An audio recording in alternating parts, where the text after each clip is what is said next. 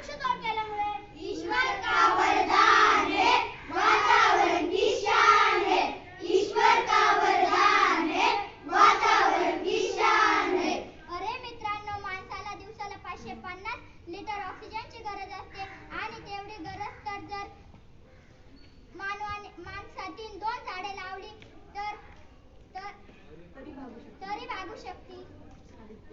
आणि आपल्या आदिवासी बंधू भगिनींचा उदरनिर्वाह तर पूर्ण जंगलावरच अवलंबून असतो.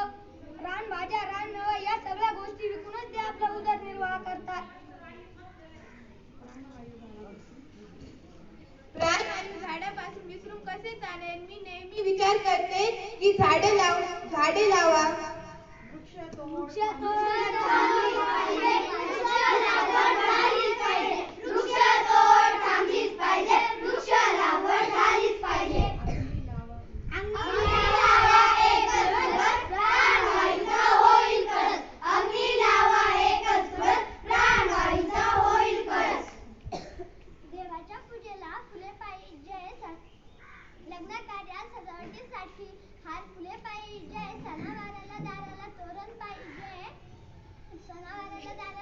पाहिजे, श्रीफळाशिवाय इतर शुभ कार्य संपन्न होऊ शकत नाही. लहान मुलांना आवाड वरदांना फळ पाहिजे, गुरढोरांना चारा पाहिजे. हे येते कुठून? पक्ष्याचाही आसरा आता धोक्यात आहे. प्राण्यांचे घर सुद्धा धोक्यात आहे. म्हणून चित्ते, वाघ, बिबटे आपल्याकडे पाहुणे म्हणून येत आहे. पाहुणे म्हणून